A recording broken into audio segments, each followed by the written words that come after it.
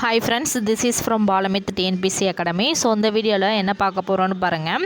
சிந்துவெளி நாகரிகம் இது வந்து பார்த்திங்கன்னா எதில் கவர் ஆகுதுன்னு பார்த்தீங்கன்னா 6th 9th 11th + 11th ethics. So இந்த 4 ஸ்டாண்டர்டில் வந்து கவர் ஆகும். நான் வந்து எப்படி நோட்ஸ் எடுத்திருக்கேன்னு பார்த்தீங்கன்னா புக்கில் இருக்க இன்ஃபர்மேஷன் ப்ளஸ் புக் பேக் கொஸ்டின்ஸையும் நான் சேர்த்து அட்டாச் பண்ணியிருக்கேன், ப்ளஸ் எக்ஸ்ட்ரா இன்ஃபர்மேஷன் எல்லாமே சேர்த்து நான் ஒரே வீடியோவில் மெர்ஜ் பண்ணி உங்களுக்கு கொடுத்துருக்கேன். ஸோ இந்த பிடிஎஃப்பை பார்த்தாலே உங்களுக்கு தெரியும்.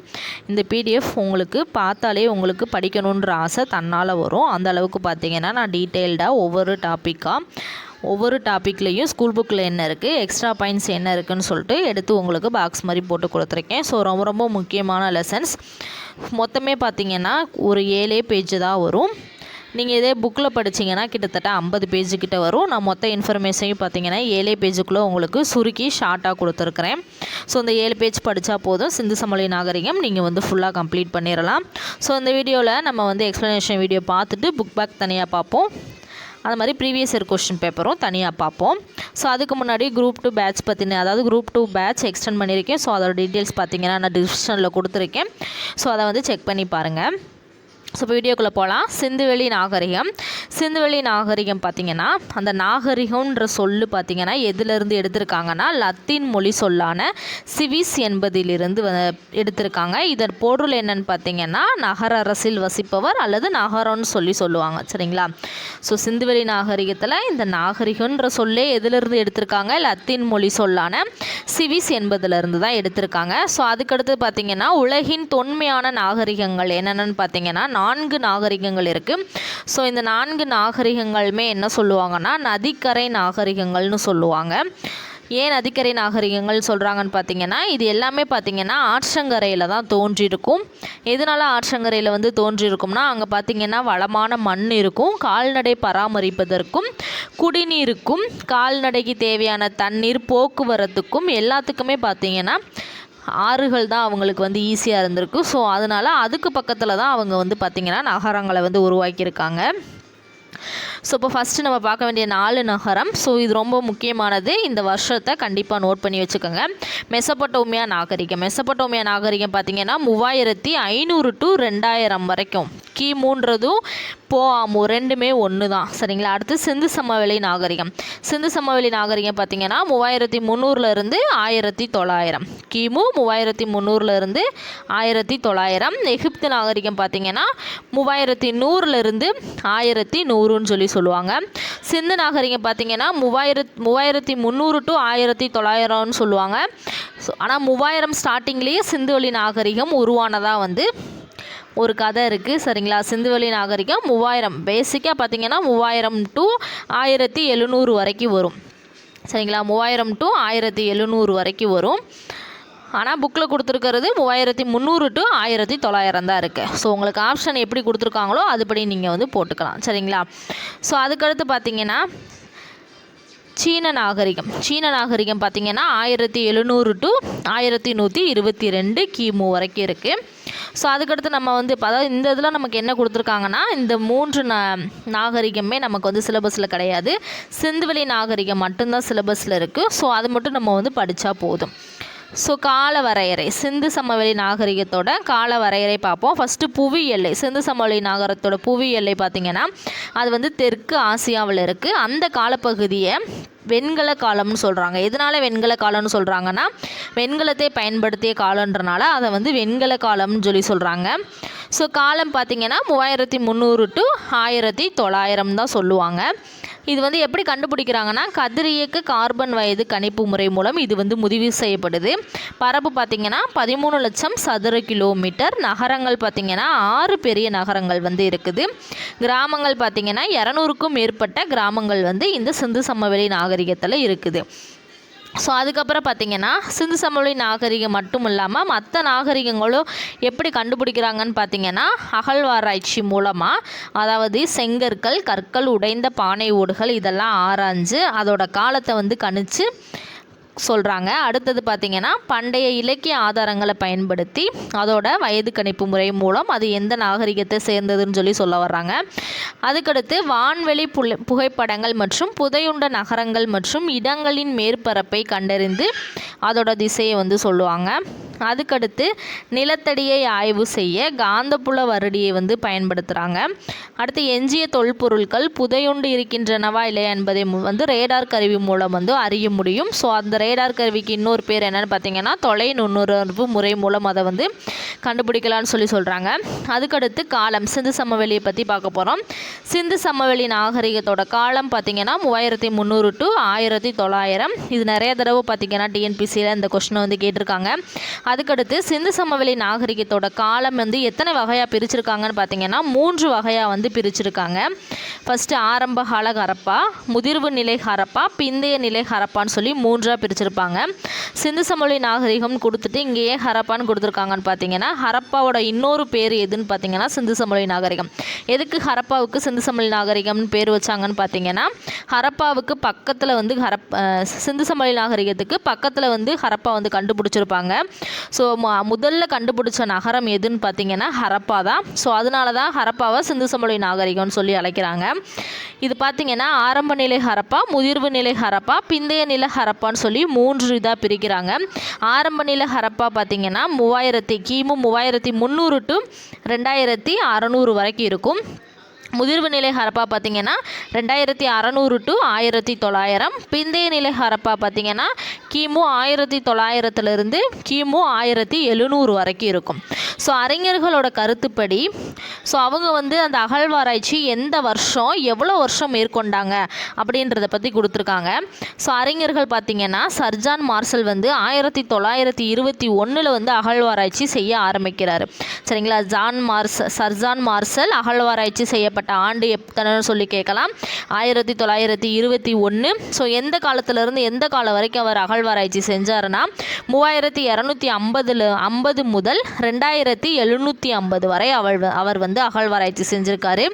அதுக்கடுத்து பார்த்தா ஃபோர் சர்வஸ். ஸோ இவர் வந்து எந்த ஆண்டு அகழ்வாராய்ச்சி செய்ய ஆரம்பித்தாருன்னா 1956 அகழ்வாராய்ச்சி செய்ய ஆரம்பிச்சிருக்காரு.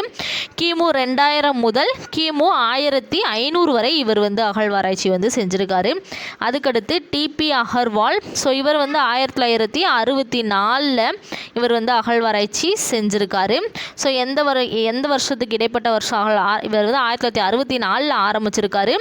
2300 முதல் 1750 வரை இவர் வந்து அகழ்வாராய்ச்சி வந்து செஞ்சுருக்காரு. ஸோ அதுக்கடுத்து பார்த்திங்கன்னா சிந்து சமவெளி நாகரிகத்தில் கண்டுபிடிக்கப்பட்ட முதல் நகரம் எதுன்னு பார்த்தீங்கன்னா ஹரப்பா தான். இதன் காரணமாக தான் இந்த நாகரிகத்தை ஹரப்பா நாகரிகம்னு சொல்லி சொல்கிறாங்க. ஹரப்பா, மொஹஞ்சதாரோ மற்றும் பிற இடங்களில் மேற்கொள்ளப்பட்ட அகழ்வாராய்ச்சிகள் மூலம் இந்தியாவில் கிமு 3000 நூற்றாண்டில் நன்கு வளர்ச்சியடைந்த நாகரிகம் இருந்தது என்பதை இந்த சான்று மூலம் வந்து அறிய முடியுதுன்னு சொல்லி சொல்கிறாங்க. அதுக்கடுத்து நாகரிகம் என்ற வார்த்தை பார்த்திங்கன்னா பண்டைய லத்தீன் வார்த்தையான சிவிஸ் என்பதிலிருந்து தோன்றியது. இது வந்து நம்ம ஃபஸ்ட்டே பார்த்துருப்போம்.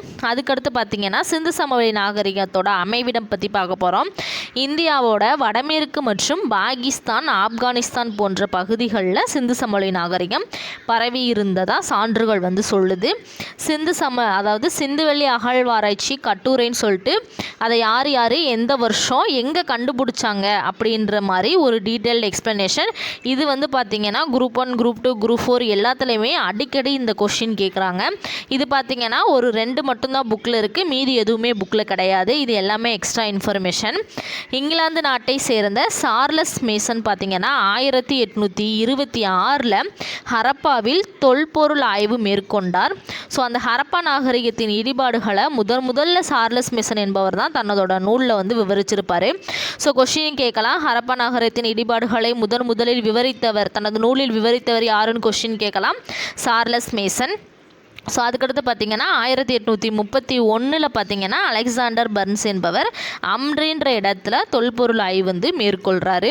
ஸோ யார் எந்த வருஷம் எந்த இடத்துல அகழ்வாராய்ச்சி பண்ணாங்கன்றது ரொம்ப ரொம்ப முக்கியம். ஸோ அதை வந்து ஒரு அட்டவணைப்படி ஆண்டு வரிசைப்படி நான் வந்து கொடுத்துருக்கேன். ரொம்ப ரொம்ப ரொம்ப முக்கியமானது. ஃபஸ்ட்டு பார்த்திங்கன்னா 1826 இங்கிலாந்து நாட்டை சேர்ந்த சார்லஸ் மேசன் என்பவர் ஹரப்பாவில் தொல்பொருள் ஆய்வு மேற்கொண்டார். ஸோ இவர் தான் என்னது ஹரப்பா நாகரிகத்தின் ஈடுபாடுகளை முதல்ல தனது நூலில் வந்து விவரித்து சொல்லியிருப்பார். அதுக்கடுத்து பார்த்திங்கன்னா 1831 அலெக்சாண்டர் பர்ன்ஸ் என்பவர் அம்ரி என்ற இடத்துல தொல்பொருள் ஆய்வு மேற்கொண்டிருக்காரு. அதுக்கடுத்து 1853, 56, 75 இந்த ஆண்டு காலகட்டத்தில் அலெக்சாண்டர் கன்னிங்ஹாம் மற்றும் ஹரப்பா மற்றும் மொஹஞ்சதாரோ பகுதிகளில் பார்த்திங்கன்னா ஆய்வு வந்து மேற்கொண்டிருக்காரு. எந்த வருஷம்னா 1853, 1856, 1875 இந்த காலகட்டத்தில் அலெக்சாண்டர் கன்னிங்ஹாம் ஹரப்பா மற்றும் மொஹஞ்சதாரோ பகுதிகளில் அகழாய்வு வந்து மேற்கொண்டிருக்காரு.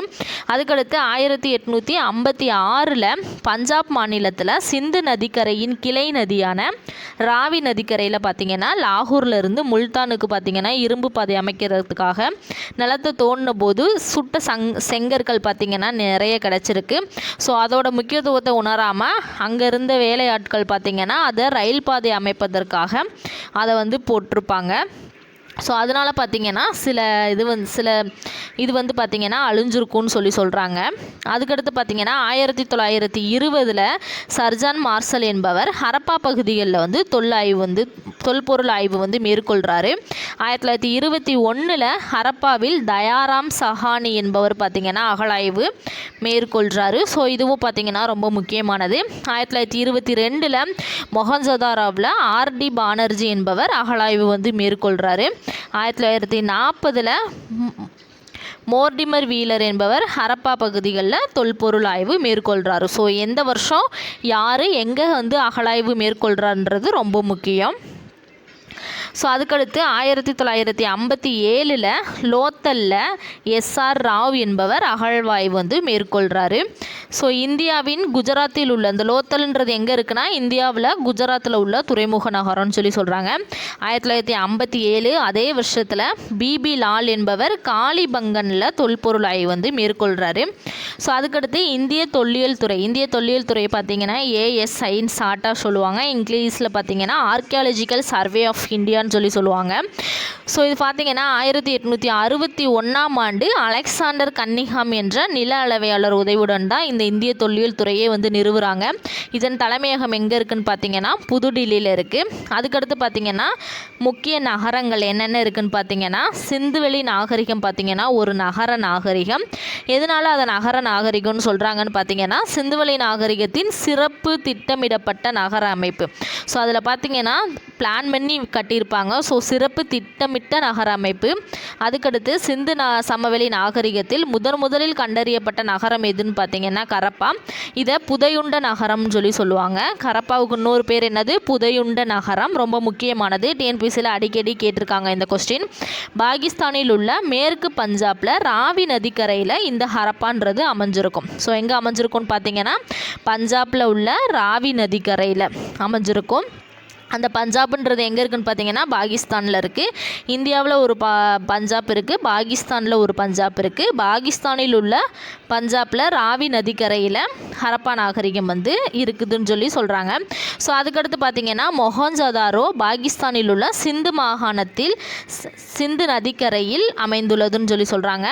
சிந்து சமவெளி நாகரிகத்தோட பெரிய நகரம் எதுன்னு பார்த்திங்கன்னா இந்த மொஹஞ்சதாரோ நகரம் தான். கொஸ்டின் கேட்பாங்க, சிந்துவெளி நாகரிகத்தில் பெரிய நகரம் எது? மொஹஞ்சதாரோ. இது எத்தனை ஹெக்டர்னு பார்த்தீங்கன்னா 200 ஹெக்டர் இருக்குது.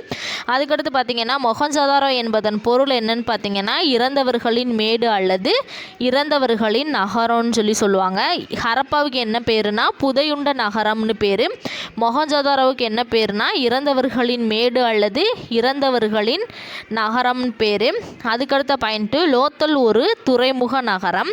இது பார்த்தீங்கன்னா குஜராத்தின் போக்வா நதிக்கரையில் உள்ளது. இந்த லோத்தல்ன்றது எங்கே இருக்குன்னா குஜராத்தோட போக்வா நதிக்கரையில் இருக்குது. அதுக்கடுத்து காளிபங்கன் ராஜஸ்தானின் ஹாகர் நதிக்கரையில் அமைந்துள்ளது.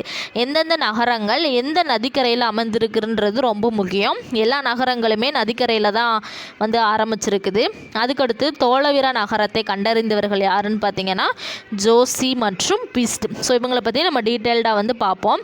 ஸோ அடுத்து பார்த்திங்கன்னா இடம், ஆண்டு, யார் கண்டுபிடிச்சா எந்த நதிக்கரையில் அந்த நகரம் இருக்குது அப்படின்றத வந்து இங்கே கொடுத்துருக்காங்க. ஃபஸ்ட்டு பார்த்திங்கன்னா ஹரப்பா வந்து எந்த வருஷம் கண்டுபிடிச்சாங்கன்னா 1921 கண்டுபிடிச்சிருப்பாங்க.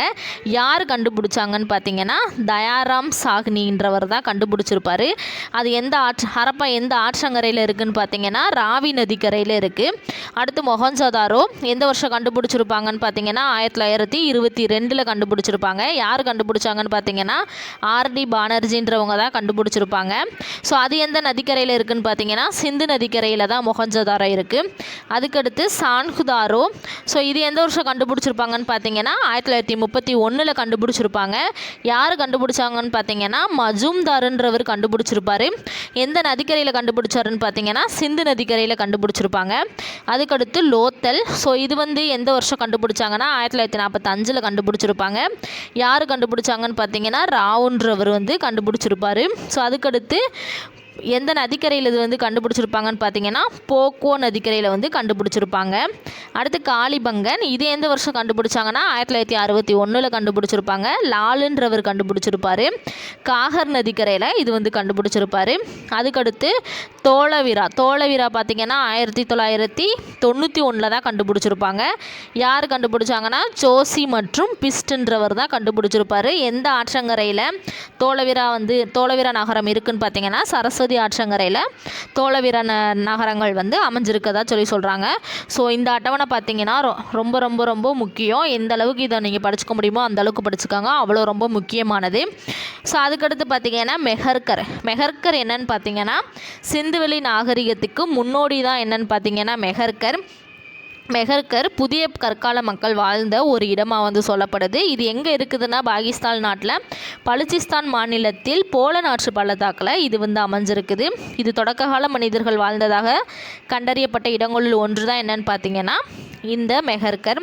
அதுக்கடுத்து பார்த்திங்கன்னா மக்கள் வேளாண்மையிலும் கால்நடை வளர்ப்பிலும் ஈடுபட்டதற்கான சான்று வந்து இங்கே வந்து கிடச்சிருக்கதா சொல்லி சொல்கிறாங்க மெஹர்கர்ன்ற இடத்துல.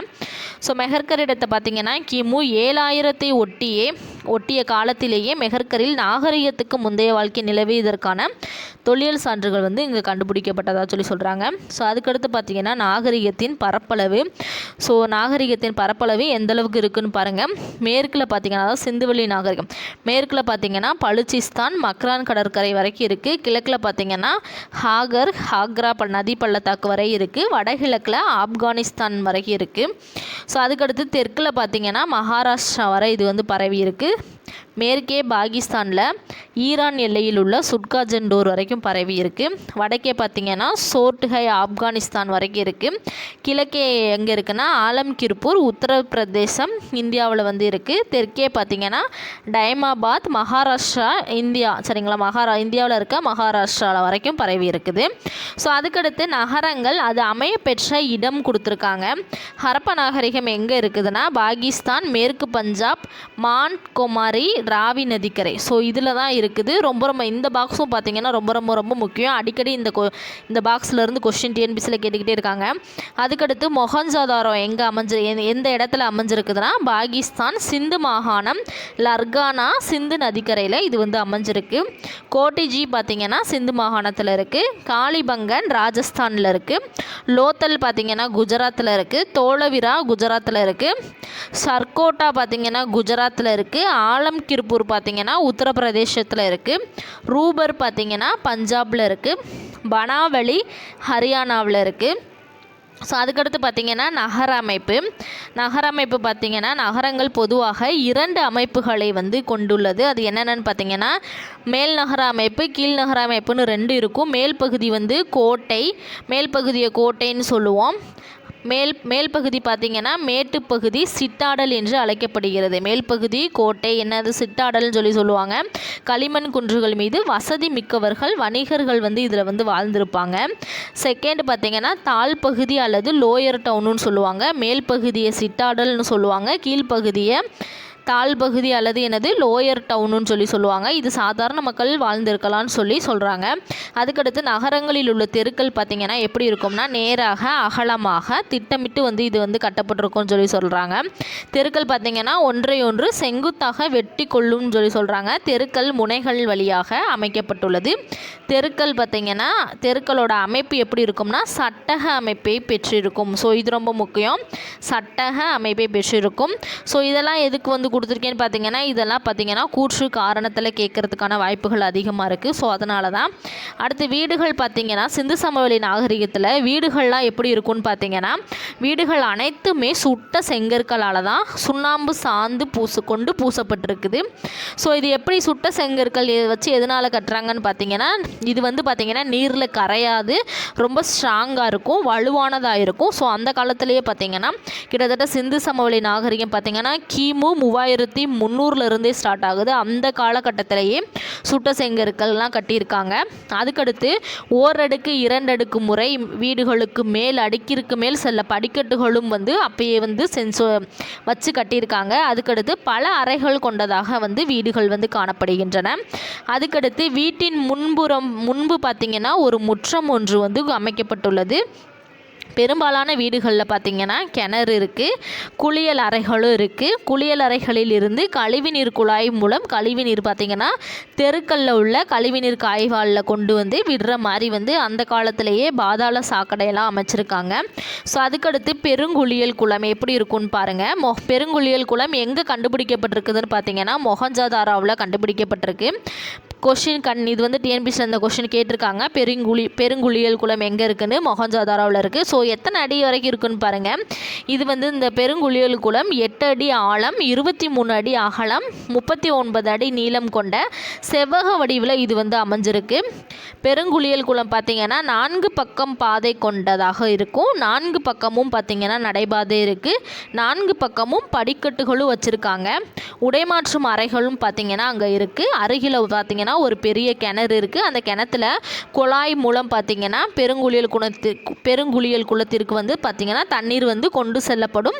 குளித்ததுக்கப்புறம் அந்த தண்ணீரை வெளியேற்றுவதற்கான தனி குழாய்களும் அங்கே பார்த்திங்கன்னா அமைச்சிருக்காங்க. ஸோ அதுக்கடுத்து பார்த்திங்கன்னா தானிய கிடங்குகள். இந்த தானிய கிடங்குகள் எங்கே கண்டுபிடிக்கப்பட்டிருக்குன்னு பார்த்திங்கன்னா ஹரப்பாவில் கண்டுபிடிக்கப்பட்டிருக்கு. எத்தனை தானிய கிடங்குகள் கண்டுபிடிச்சிருக்காங்கன்னா ஹரப்பாவில் 6 தானிய கிடங்குகள் கண்டுபிடிச்சிருக்காங்க. அதாவது பெருங்குளம் எங்கே கண்டுபிடிச்சிருக்காங்கன்னு பார்த்திங்கன்னா மொஹஞ்சதாரோவில் கண்டுபிடிச்சிருக்காங்க. தானிய கிடங்குகள் பார்த்திங்கன்னா ஹரப்பாவில் கண்டுபிடிச்சிருக்காங்க. 6 தானிய கிடங்குகள் கண்டுபிடிச்சிருக்காங்க. அந்த தானிய கிடங்குகளில் என்ன இருந்திருக்குதுன்னு பார்த்திங்கன்னா கோதுமை மற்றும் பார்லி சேமித்து வச்சுருக்காங்க. ஸோ அவங்களோட இதை வச்சே நம்ம இதுதான் அவங்களோட உணவுன்றதை நம்ம கண்டுபிடிச்சிடலாம். மொஹஞ்சதாரோவில் 2 பெரிய தானிய களஞ்சியங்கள் இருக்குதாம். ஸோ அதில் பார்த்திங்கன்னா ராகி கர்கியில் பார்த்திங்கன்னா ஹரியானா ஒரு பெரிய தானிய கிடங்கு கண்டுபிடிச்சிருக்காங்க. எங்கள் மொஹஞ்சதாரோவில் 2 பெரிய தானிய களஞ்சியங்கள் இருக்குது. அதில் ராகி கர்கி ஹரியானா இந்த மாவட்டத்தில் பார்த்திங்கன்னா ஒரு பெரிய தானிய கிடங்கு கண்டுபிடிக்கப்பட்டிருக்கு. அதுக்கடுத்து பெருங்கூட்டரங்கு எங்கே இருக்குதுன்னு பார்த்திங்கன்னா மொஹஞ்சதாரோவில் கண்டுபிடிக்கப்பட்டிருக்கு. இது பார்த்திங்கன்னா 20 தூண்கள் 4 வரிசைகள் அமைய பெற்ற கூட்டரங்கு இருக்குது. ஸோ அப்போ பெருங்குளியல் குளமும் பெருங்கூட்ட அரங்கும் எங்கே இருக்குது? மொஹஞ்சதாரோவில் இருக்குது. தானிய கிடங்கு ஹரப்பாவில் 6 இருக்குது. மொஹஞ்சதாரோவில் 2 பெரிய தானிய களஞ்சியங்கள் கண்டுபிடிச்சிருக்காங்க. அதுக்கடுத்து கப்பல் கட்டும் தளம் பார்த்திங்கன்னா லோத்தலில் கண்டுபிடிச்சிருக்காங்க. பொருளாதாரம். ஸோ சிந்து சமவெளி நாகரிகத்தோட பொருளாதாரம் எப்படி இருந்துச்சுன்னு பாருங்கள். சிந்து சமவெளி மக்களின் பொருளாதாரம் பார்த்திங்கன்னா வேளாண்மை மற்றும் வணிகம் சார்ந்ததாக மட்டும்தான் இருந்திருக்குது. அடுத்து இவங்க என்ன மாதிரியான உணவெல்லாம் என்ன மாதிரியான விதையெல்லாம் பயிரிட்டிருக்காங்கன்னா கோதுமை, பார்லி, திணை, அவரை, பருத்தி. ஸோ இதெல்லாம் இவங்க பயிரிட்டிருக்காங்க. லோத்தல் நகரம் பார்த்திங்கன்னா சிந்து சமவெளி நாகரிகத்தின் மான்செஸ்டர் என்று அழைக்கப்படுகிறது. சிந்து சமவெளி நகரத்தின் மான்செஸ்டர் என்று அழைக்கப்படுவது எதுன்னு பார்த்திங்கன்னா லோத்தல். அதுக்கடுத்து பருத்தி ஏற்றுமதி செய்யப்பட்டுள்ளது. ஆண்டுக்கு 2 முறை பயிர் செய்யும் இரு பயிரிடல் முறையையும் அவங்க வந்து கற்றுக்கிட்டு இருந்திருக்காங்க. பொதுவாக நவம்பர் மாதம் சாகுபடி பணிகளை வந்து இவங்க வந்து தொடங்கியிருக்காங்க. உழவுக்கு பார்த்திங்கன்னா கலப்பையை பயன்படுத்தியிருக்காங்க. நீர்ப்பாசனம் சிறப்பாக இருந்திருக்கு. ஆறுகளில் இருந்து கால்வாய் வெட்டி நீர் பாசனம் செய்துள்ளனர். கிணற்றுக்கு பார்த்திங்கன்னா கிணற்று பாசனம் இருந்ததற்கான சான்றுகளும் அங்கே இருந்திருக்கு. தானியங்களை பார்த்திங்கன்னா தானிய கிடங்குகளில் வந்து சேமித்து வச்சுருக்காங்க. சிந்துவெளி மக்கள் வேளாண்மையில் சிறந்து விளங்கியதற்கான சான்றுகள் எங்கே கிடச்சிருக்குன்னு பார்த்தீங்கன்னா காளிபங்கனில் கிடச்சிருக்கு. சிந்து சமவெளி மக்கள் வேளாண்மையில் சிறந்து விளங்கியதற்கான சான்றுகள் கிடைக்கப்பெற்ற இடம் எதுன்னு கேட்கலாம், காளிபங்கன். உழுத வயல்கள் இருந்ததற்கான சான்றுகளும் இங்கே வந்து கிடச்சிருக்குது. கால்நடை வளர்த்தல், ஆடு மாடு கோழி போன்றவை வளர்க்கப்பட்டிருக்கு. மாடுகள் சிந்து சமவெளி நாகரிகத்தில் மாடுகளை என்ன சொல்லுவோன்னு பார்த்தீங்கன்னா செப்புன்னு சொல்கிறாங்க. பன்றி, யானை, எருமை போன்றவற்றையும் இவங்க வந்து பயன்படுத்தியிருக்காங்க. இவங்க எதை பற்றி தெரிஞ்சுக்கலான்னா குதிரையோட பயன் பற்றி இவங்க வந்து அறிந்திருக்கவில்லைன்னு சொல்கிறாங்க. ஏன்னா அதை பற்றின எந்த ஒரு நியூஸுமே வந்து கிடைக்கல. ஸோ அதை வச்சு குதிரையோட பயன்பாடு சிந்துவெளி மக்களுக்கு தெரியலன்னு சொல்கிறாங்க. ஸோ ரொம்ப ரொம்ப முக்கியம். இது டிஎன்பிசியில் இந்த கொஸ்டின் கேட்டிருக்காங்க. ஸோ அதுக்கடுத்து இவங்க பார்த்திங்கன்னா வெண்கலத்தை வந்து பயன்படுத்தியிருக்காங்க. இறைச்சி, மீன் போன்றவற்றையும் இவங்க வந்து உணவுக்கு வந்து பயன்படுத்தியிருக்காங்க. ஒட்டகத்தை வந்து இவங்க வந்து பயன்படுத்தியிருக்காங்க. நாணயங்கள் இல்லை, அதுக்கு பதில் பண்டமாற்று முறை நடைமுறையில் வந்து இவங்க வந்து நடைபெற்றுள்ளது. எனது நாணயங்கள் வந்து இவங்கக்கிட்ட கிடையாது, பண்டமாற்று முறை நடைமுறையில் நடைபெற்றுள்ளது. எடையை அளவிட பார்த்திங்கன்னா படிக கற்கள் வந்து இவங்க வந்து பயன்படுத்தியிருக்காங்க. படிக கற்கள் எப்படி இருக்கும்னா கனசதுர வடிவத்தில் வந்து இருக்குது. இதன் அளவுகள் வந்து எப்படி இருக்கும்னா 1:2:4:8:16:32 என 2 மடங்கு முறையில் தான் இவங்களோட படிக கற்கள் வந்து இருந்திருக்குது. இதில் 1 என்பது பார்த்திங்கன்னா இதெல்லாம் டிஎன்பிசியில் அடிக்கடி கேட்டிருக்காங்க. 1 என்பதோட அளவு எவ்வளோனா 13.63 கிராம் என்ற எடையை வந்து இது வந்து கொண்டதாக இருக்குது. சரிங்களா, இவங்களோடது ஒரு கிராம்ன்றது எவ்வளோ 13, 1 கிராம்ன்றது 13.63. ஸோ அதுக்கடுத்து பார்த்திங்கன்னா நீளம் பார்த்திங்கன்னா ஒரு அளவானது 1.75 சென்டிமீட்டர் நீளம் கொண்டதாக அவங்களோட அளவு இருந்திருக்கு. தங்கத்திலான அளவீடுகளையும் இவங்க வந்து தந்தத்திலான அளவுகளையும் இவங்க வந்து பயன்படுத்தியிருக்காங்க. சிந்து சமவெளி நாகரிக மக்கள் மிக குறைந்த அளவுகளையும் அளக்கக்கூடிய அளவிற்கு எடைக்கற்களையும் அளவீடுகளையும் கொண்டவர்களாக இவங்க வந்து இருக்கிறாங்க. அதுக்கடுத்து வணிகம். ஸோ வணிகம் பார்த்திங்கன்னா கப்பல் மூலமாக ஏற்றுமதி வந்து நடைபெற்றிருக்கு.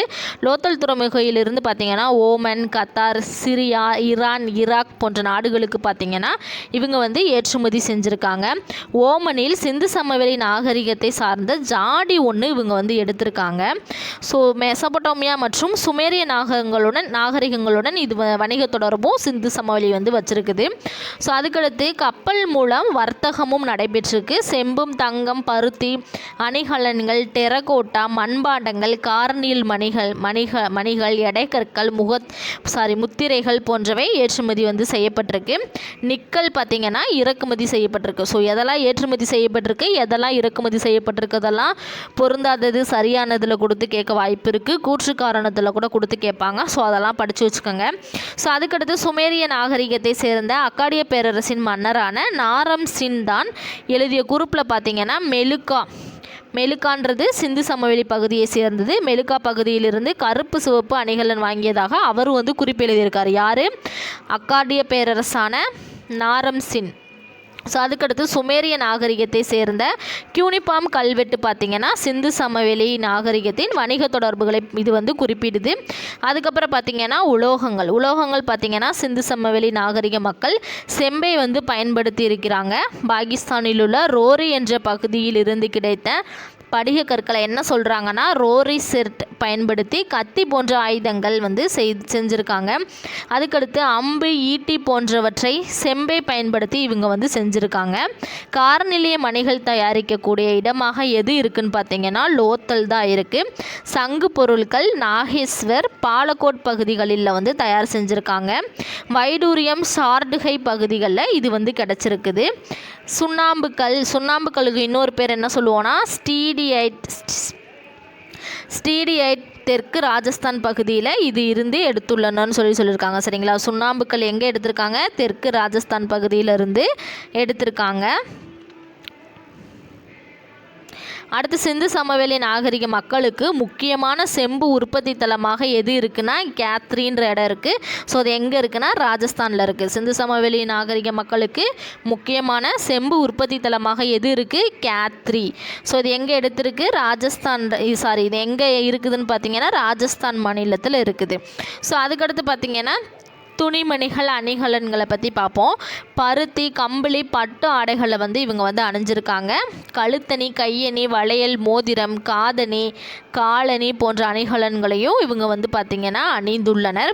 ஸோ அதுக்கடுத்து பார்த்திங்கன்னா முத்திரைகள். ஸோ ஹரப்பாவில் கிடைத்த மகாயோகி அல்லது பசுபதி முத்திரை. அடுத்து இது 3 முகம் கொண்ட யோகா நிலையில் உள்ள அமைப்பை இது கொண்டிருக்குது. வலதுபுறம் யானை, புலி, வலதுபுறம் யானை, புலி, இடதுபுறம் காண்டாமிருகம், எருதினுடைய உருவம், இதெல்லாம் அந்த ஹரப்பாவில் கிடைத்த பசுபதி முத்திரையில் இருந்திருக்கு. ஸோ அதுக்கடுத்து பாதத்தில் பார்த்திங்கன்னா 2 மான்கள் உருவம் இருந்திருக்குது. காளை, எருமை, புலி, ஆடு, யானை, காண்டாமிருகம் போன்ற முத்திரைகளும் இங்கே கிடைக்கப்பட்டிருக்கு. அடுத்து சிலைகள் பார்த்திங்கன்னா மொஹஞ்சதாரோவில் செம்பிலான நடனமாடும் மங்கை சிலை ஒன்று கிடைக்கப்பட்டிருக்கு.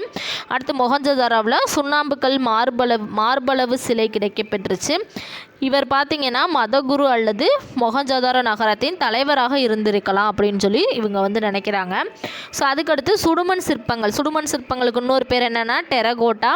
சுட்ட களிமண்ணினால் ஆன சிற்பங்கள் கிடைக்கப்பெற்றது. ஸோ அது எதுனா குரங்கு, நாய், ஆடு, எருது, அணில், மாட்டு வண்டி, பறவைகள், ஆண் பெண் உருவங்கள், மீன், மயில் போன்றவற்றின் சிற்பங்கள் பார்த்திங்கன்னா இங்கே கிடைக்கப்பெற்றிருக்கு. பகடை காய்களும் இங்கே கிடைக்கப்பெற்றிருக்கு. ஸோ அதுக்கடுத்து பார்த்திங்கன்னா சிந்து சமவெளி நாகரிகத்தின் சிறப்புகள் என்னென்னு பாருங்கள். இதிலிருந்து கண்டிப்பாக ஒரு கொஸ்டின் கேட்க வாய்ப்பு இருக்குது. சிந்து சமவெளி நாகரிகம் செம்பு காலத்தை சார்ந்தது. சிந்து சமவெளி மக்களின் எழுத்து சித்திரை வடிவ எழுத்து முறையை சார்ந்தது. சிந்து சமவெளி மக்கள் அறியாத விலங்கு எதுனா குதிரை. சிந்து சமவெளி மக்களுக்கு தெரியாத உலோகம் எதுன்னு பார்த்தீங்கன்னா இரும்பு. சிந்து சமவெளி மக்கள் தான் உலகில் முதல்ல பயிரிட்டது. சிந்து சமவெளி மக்கள் தான் உலகத்தில் பார்த்தீங்கன்னா முதல்ல பருத்தி பயிரிட்டவர்கள். சிந்து சமவெளி மக்கள் கோதுமை, பார்லி, கடலை போன்றவற்றையும் பயிர் செஞ்சுருக்காங்க. சிந்து சமவெளி மக்கள் பருத்தி, கம்பளி ஆடைகளை உடுத்தியிருக்காங்க. சிந்து சமவெளி மக்கள் பலவிதமான முத்திரைகளையும் பயன்படுத்தியிருக்காங்க. சிந்து சமவெளி மக்கள் வியாபார தொடர்பு கொண்டிருந்த நாடு எதுன்னு பார்த்தீங்கன்னா சுமேரியா, எகிப்து, சீனா. சிந்து சமவெளி மக்கள் பசுபதி என்ற சிவனையும் சக்தி என்ற பெண் தெய்வ வழிபாட்டையும் இயற்கையும் கூட அவங்க தெய்வமாக வணங்கியிருக்காங்க. அதுக்கடுத்து சிந்து சமவெளி மக்களின் சமய சின்னம் எதுன்னு பார்த்தீங்கன்னா அரச மரம். அதுக்கடுத்து சுடுமண் சுதை, அதாவது டெரகோட்டான்னு சொல்லுவாங்க, கலை கட்டணம் கட்டுவதற்கு பயன்படுத்தியிருக்காங்க. ஸோ இதோட பார்த்திங்கன்னா சிந்து சமவெளி நாகரிகம் கம்ப்ளீட் ஆயிருச்சு. ஸோ சிந்து சமவெளி நாகரிகம் எப்படி அழிஞ்சிருக்கலான்னு பார்த்தீங்கன்னா ஆற்றின் கரையில் அது இருக்கிறனால அடிக்கடி ஏற்பட்ட வெள்ளப்பெருக்கு மூலமாக அழிஞ்சிருக்கலாம், சுற்றுச்சூழல் மாற்றத்தின் மூலமாக அழிஞ்சிருக்கலாம், படையெடுப்பு, இயற்கை சீற்றங்கள், காலநிலை மாற்றம், காடுகள் அழிதல், தொற்று நோய் தாக்குதல். ஸோ இது மூலமாலாம் சிந்து சமவெளி நாகரிகம் அழிஞ்சிருக்கலாம்னு சொல்கிறாங்க. ஸோ அதுக்கடுத்து பார்த்திங்கன்னா 6th அதில் பாடம் சிந்து சமவெளி நாகரிகன்ற லெசன் முடிஞ்ச உடனே இந்த பாக்ஸ் கொடுத்துருப்பாங்க. ஸோ இதுவும் பார்த்திங்கன்னா ரொம்ப முக்கியம். கிசா பிரமிடு பார்த்திங்கன்னா கிமு 2500 குஃபு மன்னனால் சுண்ணாம்பு கல்லால் கட்டப்பட்டது தான் இந்த கிசா பிரமிடு. அதுக்கடுத்து ஜிஹுராட். ஸோ இது பார்த்திங்கன்னா மெசபட்டோமியா, சுமேரியர்கள் காலம்னு சொல்லுவாங்க மெசபட்டோமியாவை. உர்நம்மி என்ற அரசனால் சின்ஸ் என்ற சந்திர கடவுளுக்கு இது சந்திர கடவுளுக்காக இது கட்டப்பட்டது. அதுக்கடுத்து அபு சிம்பிள் பார்த்திங்கன்னா எகிப்து அரசன் 2ஆம் ராமெசஸ் என்பவரால் கட்டப்பட்ட இரட்டை கோயில்கள் உள்ள இடம் தான் அபு சிம்பிள். ஸோ இதோட பார்த்திங்கன்னா இந்த லெசன்ஸ் கம்ப்ளீட் ஆயிருச்சு. ஸோ அதுக்கப்புறம் புக் பேக் பார்த்திங்கன்னா அடுத்த வீடியோவில் பார்க்கலாம். ஸோ இந்த வீடியோ பிடிச்சிருந்தால் லைக் பண்ணுங்கள், மறக்காமல் நம்ம சேனலை சப்ஸ்கிரைப் பண்ணுங்கள். நெக்ஸ்ட் வீடியோவில் பார்க்கலாம். இது உங்கள் பாலமித் NPC அகாடமி.